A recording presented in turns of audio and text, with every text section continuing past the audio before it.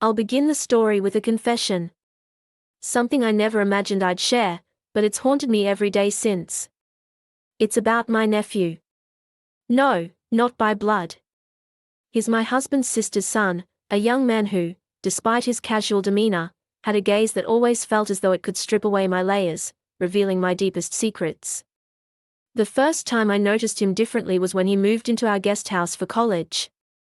My husband was thrilled. Having family close by was his idea of paradise. I played the dutiful wife, smiling and nodding, yet something inside me shifted when I saw the way my nephew's eyes lingered on me. One evening, he joined us for dinner, wearing a fitted shirt that revealed a gym-sculpted physique. As he laughed at my husband's jokes, his hand brushed mine while reaching for a plate. I swear it was unintentional, but the electricity that surged through me, it was anything but accidental. My breath caught, and for a fleeting second, his eyes locked onto mine. A flicker of something forbidden flashing between us. I told myself it was harmless. He was young, brash, and confident in a way that reminded me of how my husband used to be when we first met. But my husband had grown comfortable, predictable, even.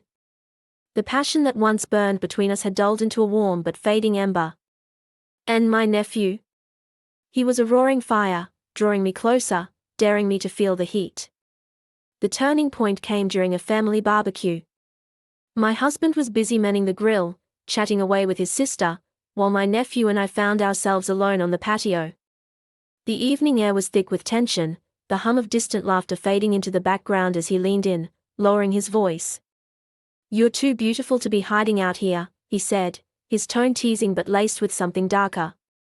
My cheeks flushed, and I laughed it off, but the way he looked at me made my heart race.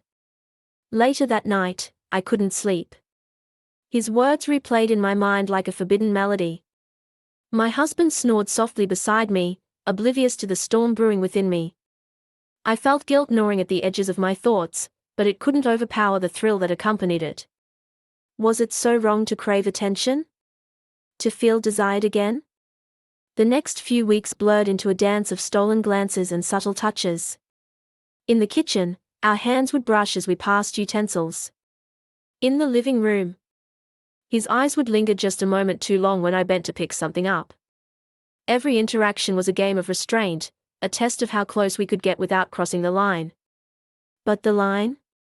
It was obliterated one fateful evening.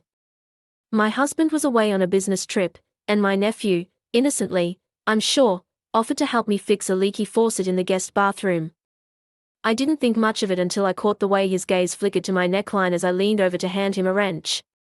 The room felt smaller, the air heavier. "You don't have to." I started, but he interrupted me with a smirk. "You don't think I'm capable?" His tone was light, playful, but the intensity in his eyes rooted me in place.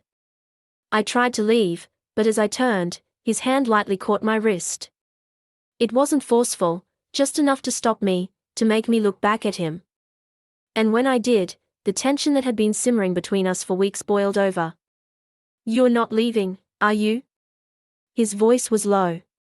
Almost a whisper, but it carried the weight of everything unspoken between us. My breath hitched, and for a moment, time seemed to stand still. What happened next? I've replayed it in my mind countless times, trying to make sense of it, to justify it. But there's no justification. It was a mistake, a monumental, life-altering mistake. And yet, in that moment, it felt inevitable. From then on, our interactions took on a dangerous edge. Every family gathering, every shared meal, every casual encounter was laced with a secret only we shared. The guilt weighed heavily on me, but so did the thrill. My husband remained oblivious, trusting me implicitly. And that trust? It made everything worse. I began to pull away, distancing myself from my nephew, trying to salvage whatever was left of my marriage. But he wasn't willing to let go so easily. "You can't just pretend this never happened," he said one evening when he cornered me in the hallway. "We have to," I whispered, my voice trembling. "It's the only way." But deep down, I knew it wasn't that simple. He was like a drug, and I was already addicted. The secrecy, the danger, the sheer intensity of it all, it was intoxicating. And as much as I tried to resist, I kept getting pulled back in. One evening, everything came to a head. My husband returned home unexpectedly early from a trip, walking in on a moment that could have easily been dismissed as innocent, if it weren't for the look on my nephew's face. The guilt. The panic. It was written all over him, and my husband noticed. "What's going on here?" he asked, his tone sharp. I froze, my mind racing for an explanation, but none came. My nephew, however, recovered quickly, laughing it off as a misunderstanding. But the seed of doubt had been planted.